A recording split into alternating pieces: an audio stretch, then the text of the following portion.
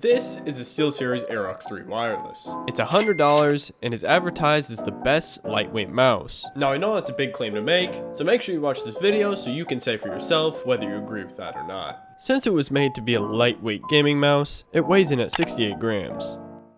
I don't know what I did with the math, but it's actually 28 grams lighter than the Rival 3 and 5 grams heavier than the Superlight.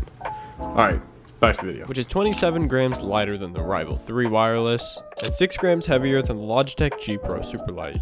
The weight was made possible by the honeycomb design, which cuts down the weight 18 grams. In theory, the open design could be dangerous for the mouse, since if any water gets in, it would surely break. Luckily, Steelseries has gone the extra mile to give the Aerox 3 an IP54 rating for water resistance and protection from dust, dirt, oil, fur, and more, which means you'll never have to worry about spills or accidents. With a honeycomb design, there may be some durability concerns. However, from my time using it, it feels premium and it hasn't creaked or bowed at all. It is made out of plastic, but from my experience, it's some of the best lightly textured plastic I've ever felt. Along with the weight of the mouse is the feet. They're made with 100% virgin grade PTFE and are named the Glide Skates. I don't own a high-end mouse pad, however, it still glides over the pad extremely easily, and I've had no problems with any catching or scraping of any kind. The mouse is rated for 80 million clicks and is built to prevent double clicking, which seems to have worked because it's never happened to me.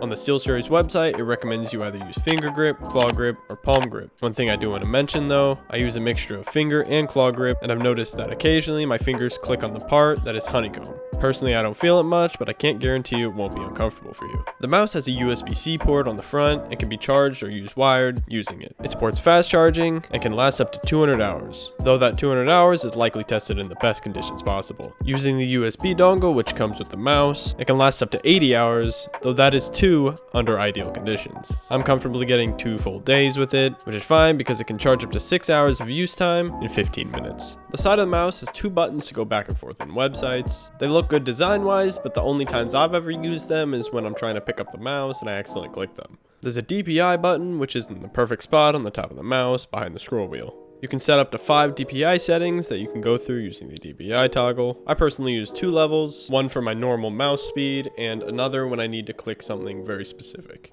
In the Steelseries engine, you can customize the RGB lighting. There are 3 light zones that you can heavily customize. There's steady color, color shift, multicolor breathe, and disable illumination, which turns off the lights. When you move the mouse, the lighting turns off, which makes sense because when you're touching the mouse, your palm is covering it. It does this to save battery by not using the illumination when you don't need it. One last thing I want to talk about is the comfort. The mouse has a nice and tall arch, so for people that use their fingertips or have a high arch like this, it's really comfortable and it feels natural. So that's the Steelseries Aerox 3 wireless. Tell me if you think it's worth the $100 price tag in the comments, and if it lives up to the best lightweight mouse claim. Whether it did or not for you, I hope you enjoyed this video. I hope this helped you out if you're planning on buying it or already have it. Thanks for watching. I appreciate your time, and I'll see you all in the next video.